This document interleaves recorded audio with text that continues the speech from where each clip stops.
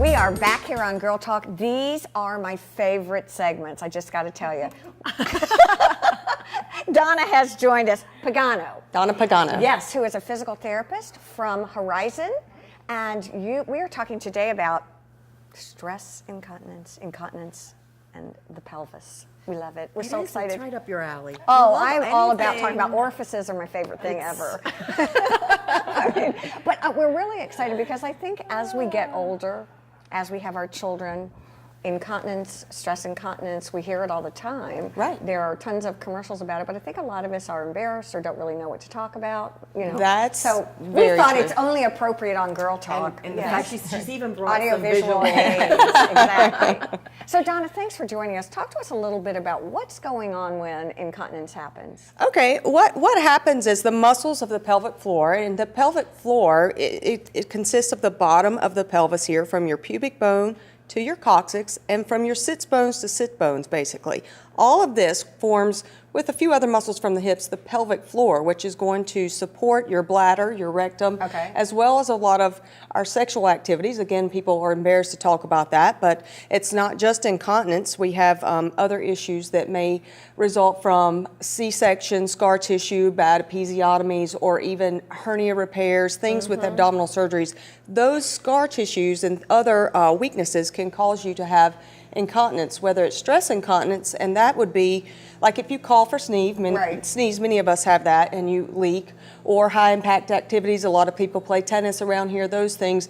And you also have urge incontinence, and that's what a lot of people struggle with, and they feel like I've got to go to the bathroom and I've got to go now, get out of my way. And that is one of the bigger issues. And what the normal person thinks they should do is kind of stop here every little bit you get a chance to use the restroom. When in fact, that's what you do not want to do, because your brain works a neural feedback loop that tells your bladder when it should empty. And in fact, your bladder holds 2 cups of urine. All right. So on average. So if you are that person, that's quite a bit if I really that's quite a think about bit. it. And if you are the person that is running to the bathroom just in case, we call that in my world jicking, just in casing. And if you are jicking around, you're telling your bladder then that instead of 2 cups, it's time to go. It may be a cup or a quarter cup. And so then your neural feedback loop starts telling you early that you have to go. So have we learned a lot about incontinence and you actually have evidence-based treatment practices? How do you treat Absolutely. There's one of the most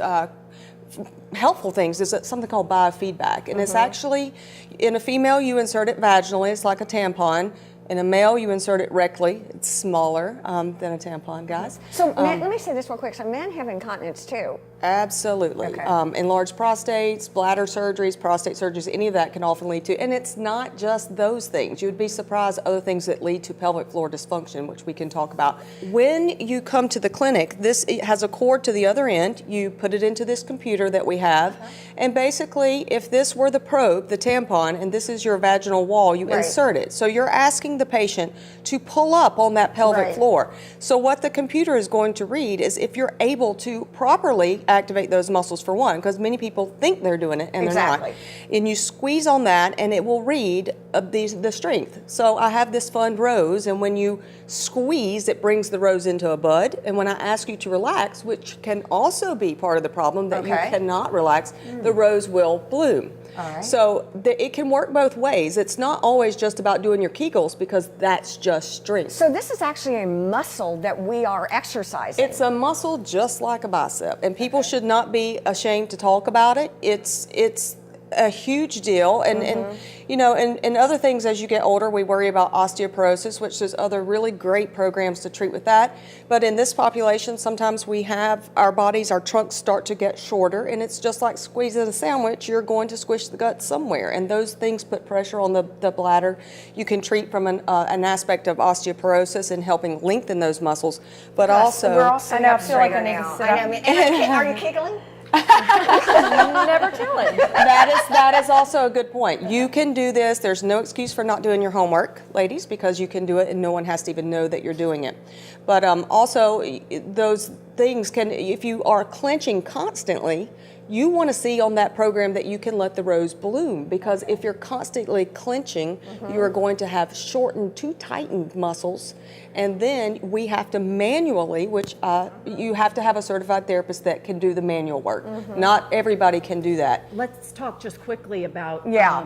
Horizon in general. Okay. Because you treat so much more. We This have, is we're just kind of one a of little the many specialty things. place. Exactly. We have a young lady named Cassie. She's an expert in neural stuff, does a lot of Parkinson's work. We have a gentleman named Dennis, and he's an expert in lymphedema. A lot of times Yes. we have that go hand in hand, extra fluid with bladder things and that kind of stuff, but lots of specialties. And we're going to have to go in just a second, but I do want to say, I'll bet you dime to donuts, you're going to have to let us know how many phone calls you get after this. Help, help, help. Stay with us. We'll be right back here on Girl Talk.